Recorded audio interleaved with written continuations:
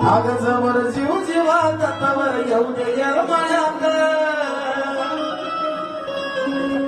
अग जवळ जीव जीवा तत्वर येऊ दे येरमाळ्यात कर्मा जायचं येणू थोडा कर्मा जायचं येणू थोडा अग विसरशील म्हणून मी तुला चव माजून ग येणू